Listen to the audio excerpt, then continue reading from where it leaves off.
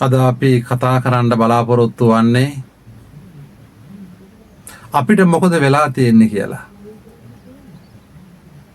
ඉගෙන ගන්න ළමයාගේ ඔළුව කලබල වෙලා, රැකියා කරන මිනිසාගේ රැකියාව අවුල් වෙලාද මන්දා.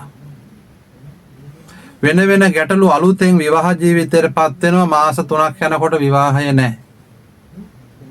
මොනවා හරි පටලැවිල්ලකට ලක් වෙලා අර දොඩංගොඩ බදාගත්තා වගේ ඔක්කොම බිම වට්ට ගන්නවදෝ කියලා ප්‍රශ්නයක් තියෙනවා. ඒ මොකද? සැලසුම් කරනවා, දුවනවා, කොහේ දුවනවද දන්නේ නැහැ. එහෙම එකක් තියෙනවා. ඉතින් ඒ නිසා මේ ඔක්කොටම හේතුව සිහිය නැතිකම. මේ මොහොතේ හිත හදාගන්න. අනාගතේ විශාල සැලසුම් කරනවා. තමාගේ ඉඩකඩම් ටික විකුණලා දාලා සල්ලි ටික අතට ගන්නවා.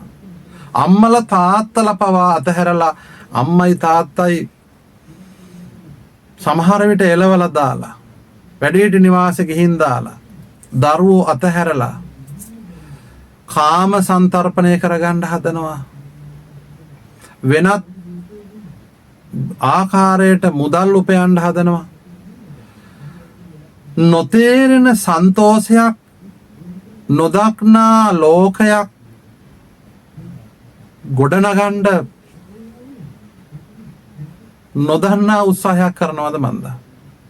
ඉතින් මේ නිසා අපිට විශාල වශයෙන් රෝගී වෙලා, මානසික සහනය නැති වෙලා,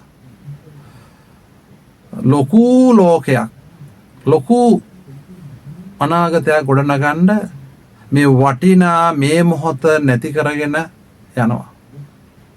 අපි දැන් වැඩසටහන කතා කරපුවාම හාඳුන්නේ මේ වැඩේ තියෙනවා, මේ වැඩේ තියෙනවා, එන්න විදිහක් නැහැ කියලා කියනවා.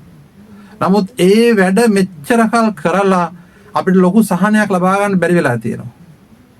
ඒ නිසා මේ මොහොතේ ඉන්න, මේ ගත වෙන වෙලාව තමයි ජීවිතයේ වාසනාවන්තම අවස්ථාව.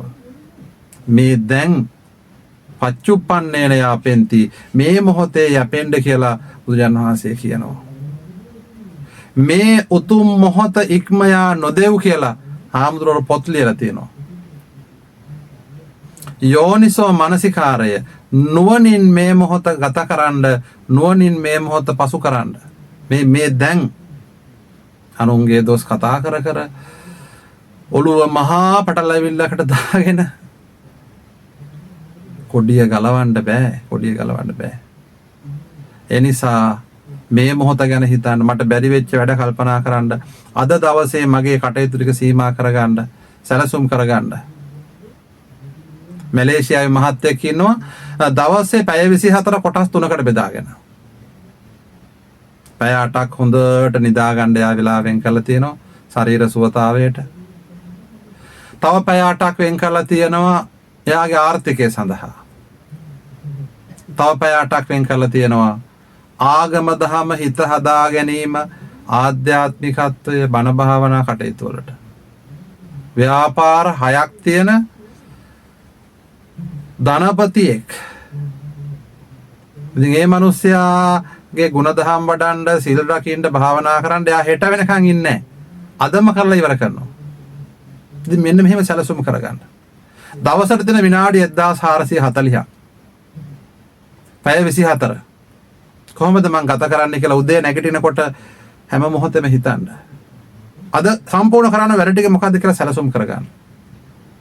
දවල් 12 වෙනකොට බලන්න ඒක කොහොමද කියලා. හවස 3 වෙනකොට කොහොමද මගේ අරමුණ සාර්ථක වෙන්න දෙන්නේ, අසාර්ථක වෙන්න දෙන්නේ කියලා බලන්න. මේ මොහොතේම ඉන්න උත්සාහ කරන්න. බුදුන් වහන්සේගේ වටිනාම දේශනාව.